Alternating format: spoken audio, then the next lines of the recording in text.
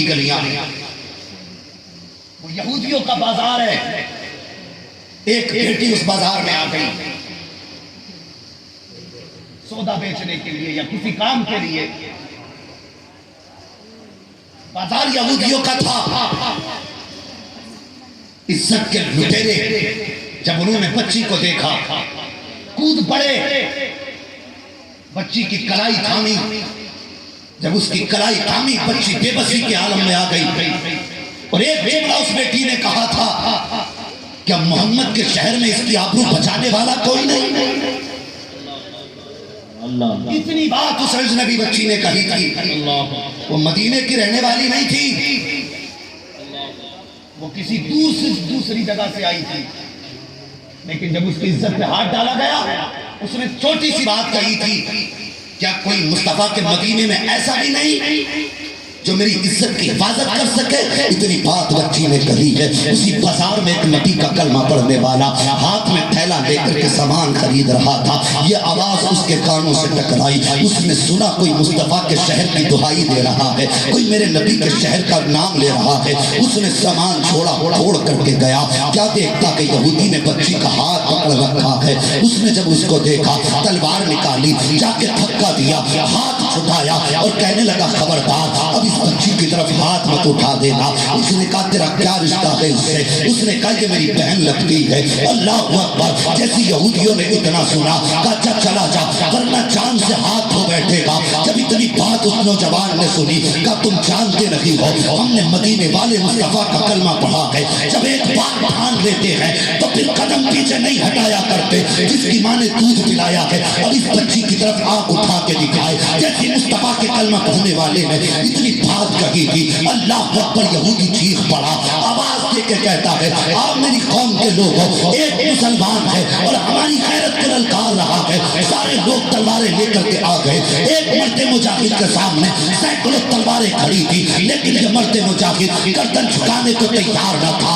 اللہ اکبر! سینکڑوں تلواریں آئی ہیں، ایک یہودی آگے بڑھا، بچی کی آبرو لوٹنے کے لیے مصطفیٰ کے شیر نے تلوار چلائی، سرتن سے جدا کر دیا۔ اس کے بعد سارے یہودی ٹوٹ پڑے۔ نبی کا کلمہ پڑھنے والا سینکڑوں کے بیچ میں تلوار چلا رہا ہے۔ تلوار چلاتے چلاتے صبح سے دوپہر کا وقت آ گیا ہے، تلوار چلتی رہی، دشمن کٹتے رہے، پیچھے ہٹتے رہے، لیکن ایک آدمی کتنی تلوار چلا دیتا، کب تک مقابلہ کرتا؟ آخر وہ وقت بھی آیا کہ بازو تھم سے گئے ہیں، تلوار تھمنے لگی ہے۔ جب بچی نے یہ دیکھا کہ میرے بھائی کے بازو تھک گئے ہیں، تلوار رکنے لگی ہے، اگر یہ تلوار رک گئی تو میری آبرو رک جائے گی، یہ تلوار رک گئی تو پھر میں منہ دکھانے کی نہیں رہ جاؤں گی۔ بچی نے جب کوئی راستہ نہ دیکھا اس نے زمین پہ سر رکھ دیا اور رو کے کہا تھا یا اللہ تجھ کو تیرے محبوب کا واسطہ ہے، میری لٹتی ہوئی آبرو کو بچا لے۔ یا اللہ میرے بھائی میری مقام میری حفاظت کے لیے آیا ہے، اگر یہ کٹ گیا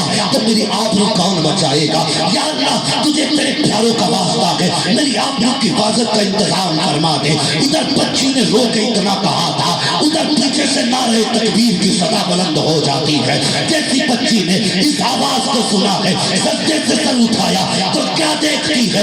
پیچھے سے مصطفیٰ اپنے غلاموں کے ساتھ تشریف لا رہا ہے۔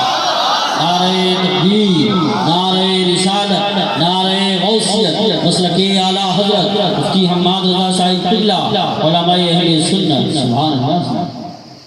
اللہ اکبر! واللہ وہ سن لیں گے، فریاد کا پہنچیں گے، اتنا بھی تو ہو کوئی جو آگ کرے دل سے۔ آج بندہ کہتا ہے یہ آگ میرے گھر میں تھوڑی لگی ہے، میں بچاؤں، یہ تو پڑوسی کے گھر میں آگ لگی ہے۔ اگر تم یہی سوچتے رہے نا تو ایک دن ایک ایک کر کے پورا شہر جل جائے۔ اور یہ امید مت کرنا تمہیں بچانے کے لیے جبریل اتریں گے۔ ان اللہ لا یغیر ما بقوم حتی یغیر ما بانفسہم۔ اور اپنے آپ کو بدلنے کا ارادہ خود کرو تب اللہ کی طرف سے مدد آئے گی۔ بدر میں مدد بعد میں آئی ہے، مصطفیٰ 313 لے کے پہلے اترے 313 ہزاروں کے مقابلے میں سجدے میں سر رکھ دیا، بڑے تاریخ ساتھ جملے کہے تھے، سب کو یاد ہوں گے۔ کہا یا اللہ میری پوری زندگی کی کمائی لے کے آ گیا ہوں بدر کے میدان، اگر یہ مٹ گئے تو پھر قیامت تک کوئی تیرا نام لینے والا نہیں، کوئی زمین پر وحدانیت کا جھنڈا گاڑنے والا نہیں ہوگا۔ یا اللہ ان 313 کی حفاظت فرما۔ پھر کیا ہوا تھا؟ سب سے پہلے جبریل آیا، 2000 فرشتے ساتھ، ٹھنڈا جھونکا آیا۔ آقا کہتے کون کا؟ جبریل۔ کہا کیسے آئے؟ کہا 2000 فرشتے لے کے آئے۔ میکائیل آئے، اسرافیل آئے، اپنے اپنے ساتھ فرشتے لے کر کے آئے۔ 5000 فرشتے آئے مدد کے لیے، اور آ گئے حضرت اسرائیل بھی۔ انہیں تو جانتے ہی ہو گئے، حضرت اسرائیل ملک الموت۔ انشاءاللہ سب کی ملاقات ہوگی، جلد بازی نہ کریں۔ ملک الموت آ گئے۔ کون آیا؟ ملک الموت۔ تم کیوں آئے؟ تم کیوں آئے؟ مسکرائے، کہنے لگے حضور یہ تینوں فرشتے آپ کی طرف آئے ہیں اور میں آپ کے دشمنوں کی طرف آیا ہوں۔ اللہ، تو کم سے کم یہ عقیدہ تو پیدا کرو۔ آج بندہ کہتا ہے ایسا مولوی لا دو ایک رات میں پوری قوم کو سوار کے چلا جائے۔ واہ، مولوی نے ٹھیکہ لے رکھا ہے۔ تو 10-10 ہزار پیسے فروخت لا کے پہنا کہ تیری بیٹی پہن کے بھی ننگی نظر آئے، اور مولوی تیرے گھر میں جنت بانٹتا پھرے۔ مولوی کے باپ کی جنت ہے۔ پہلے اپنے گھروں پہ کنٹرول کرو، اس کے بعد پھر مولوی سے کہنا کہ اب ذرا اصلاح کر۔ حضرت صبح جاگا دیکھو مارکیٹ میں 10 محرم آ رہی ہے، ایسے رنگ برنگی کپڑے لا کے پہنا گا، لگتا ہے سب سے بڑا تہوار آ گیا۔ لوگ کہتے نہیں پردہ تو آنکھوں کا دل کا پردہ ہوتا۔ واہ جی، بڑا عقل مند دنیا میں پیدا ہوا ہے۔ یہ علماء بیٹھے ان سے پوچھو، ہر دور میں جس دور میں جو نبی پیدا ہوتا ہے سارے زمانے سے زیادہ اللہ اس کو عقل عطا فرماتا ہے۔ یہی ہے کہ نہیں؟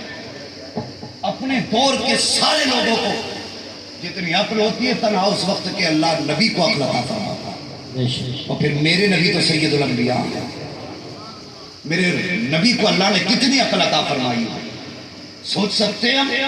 قیاس سے بھی پرے سوچ ہی نہیں سکتے۔ جب انہوں نے کہہ دیا اے ایمان والو اپنی نظروں کو نیچا رکھو، تو پھر تو دل کدھر لیے گھوم رہا ہے؟ حیرت ہی ختم ہو گئی۔ باپ لا رہا ہے کپڑے ننگی کر کے بیٹیاں بیٹھا دی بازاروں میں، تماشوں میں لے کے جا رہے۔ نہیں، یہ تیرا طریقہ نہیں تھا۔ او یار خدا کی قسم، مصطفیٰ نے جب بیٹی کو رخصت کیا نا تو 17 پیبندوں والی چادر مصطفیٰ کے ہاتھ میں تھی۔ اللہ اکبر، مصطفیٰ گنتے جا رہے تھے، روتے جا رہے تھے۔ ام سلمہ کھڑی ہیں، حضور کیا کر رہے ہیں؟ ام سلمہ میں چادر کے پیبند گن رہا ہوں۔ اللہ اکبر، 17 پیبند گنے ہیں۔ اس کے بعد رخصتی کے وقت پر مصطفیٰ نے بیٹی کے سر پہ وہ چادر رکھی اور آقا نے فرمایا تھا فاطمہ آج اس 17 پیبندوں والی چادر توڑ لے، قیامت کے دن محمد جنت کی سرداری کی چادر عطا فرما۔ کیا کمی تھی سیدہ کے دامن میں؟ تیرے پاس تو کوئی گارنٹی بھی نہیں ہے، تجھے جھوٹا پیر جنت بانٹ کے گیا ہے۔ ہاں، آج کل گمراہی زیادہ تر خانقاہوں سے پھیل رہی ہے۔ مجھے ڈر نہیں لگتا، زبان کٹ جائے یا گردن کٹے، موت ایک بار آنی ہے۔ اور مہربانی کرو اسی خانقاہ میں جا کر کے بیٹھو جو خانقاہ بریلی سے تعلق رکھتی ہے۔ سبحان اللہ۔